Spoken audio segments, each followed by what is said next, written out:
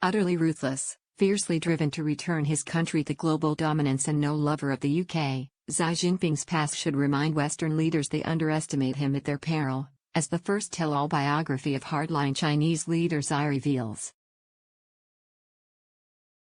He's the most powerful leader in the world. He rules over more than 1 billion people, controls a nuclear arsenal and runs a gigantic economy. He's the #1 challenge for the incoming American administration of President Donald Trump, yet we know little about Xi Jinping, the man who is the new emperor of China. Why? I began to study Xi more than a decade ago. At first, I thought he was another dreary communist in a suit, the kind King Charles once called appalling old waxworks when he met them at the handover of Hong Kong. I watched him sit for hours in Beijing's Great Hall of the People, unmoving as a statue. But when he spoke, it was in a confident imperial voice. The reason we knew little about Xi when he came to power in 2012 was that Chinese leaders live behind a veil of secrecy. Obsessed with security, the regime doesn't even publish his date of birth. It's June 15, 1953, by the way, but we only know that because his friend Vladimir Putin sends him a telegram every year. Bit by bit, however, the veil has fallen away. With the help of Chinese researchers, drawing on a few courageous dissidents and publishers, we now know that his life story is one of incredible hardship, strength of character and persistence.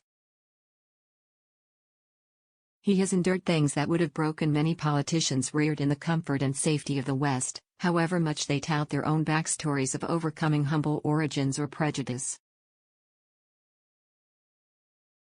Xi thinks they are soft. Prime Minister Keir Starmer and his Foreign Secretary, David Lammy, should not underestimate him as they try to chart a new course with China. This man is from the hardest school on the planet. He was born near the Forbidden City in Beijing where the emperors once ruled.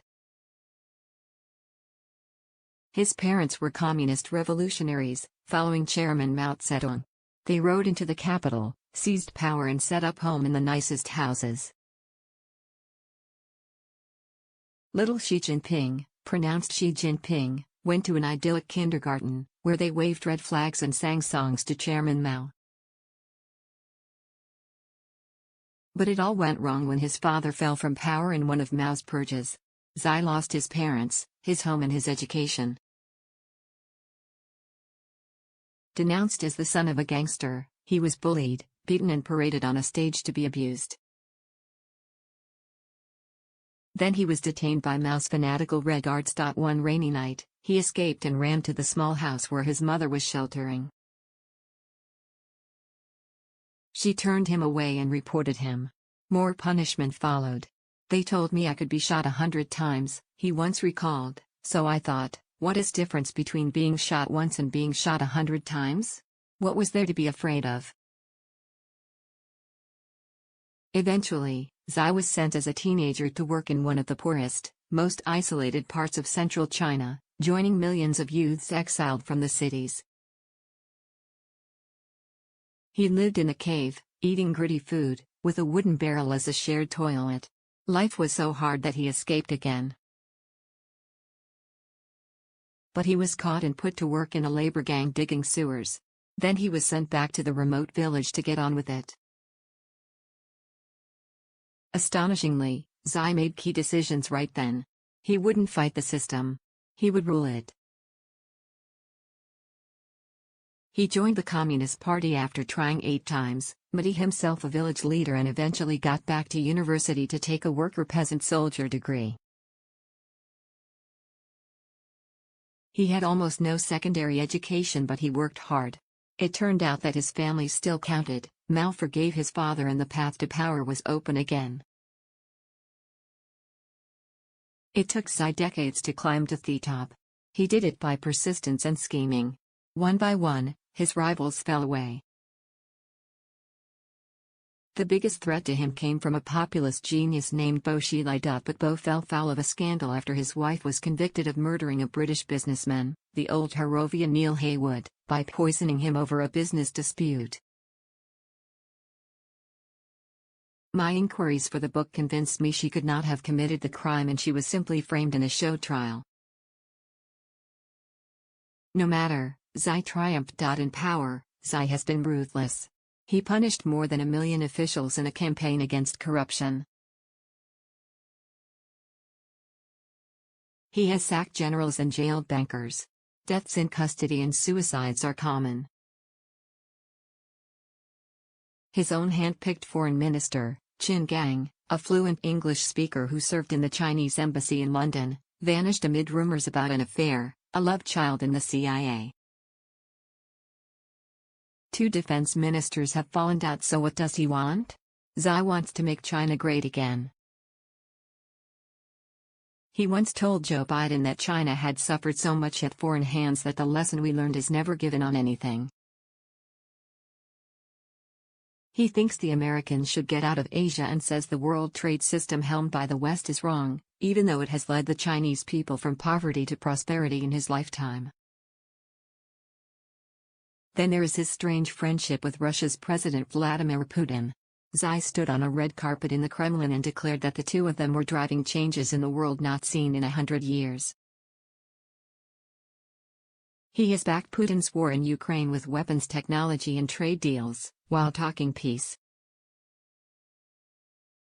For him, the prize is a new world order led by the autocrats. Yet plenty of people in China think he's got it wrong.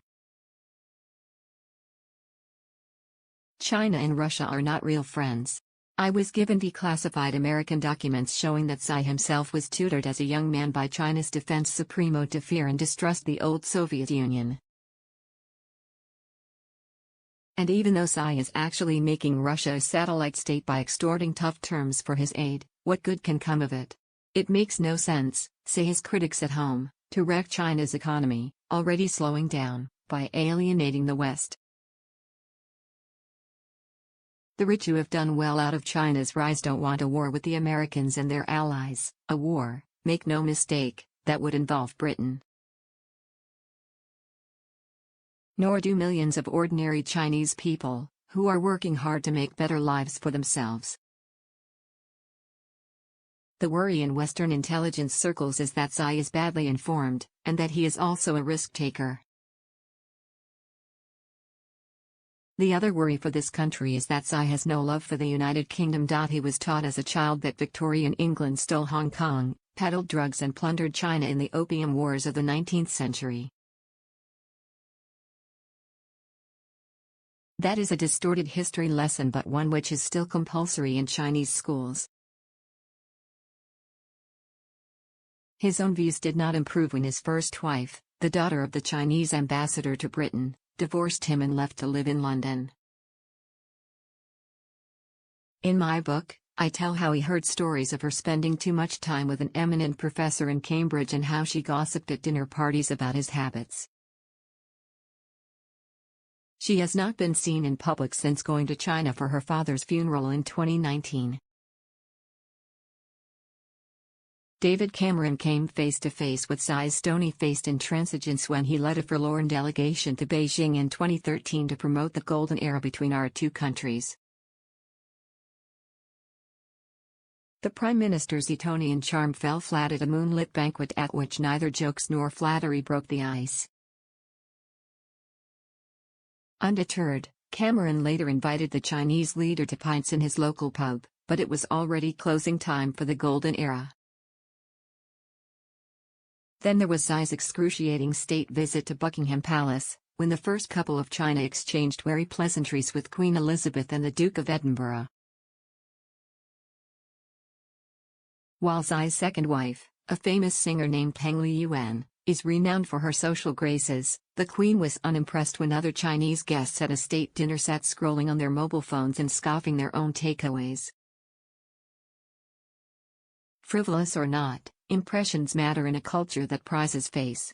When protesters in Hong Kong, now under Chinese rule, decided that the portly Xi looked like Winnie the Pooh, posters and internet memes of the lovable bear appeared and spread all over China, a code for the leader.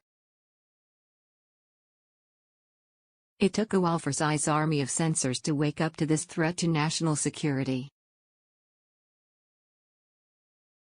They may not have dared to tell their boss, hastily opting to stay on the safe side.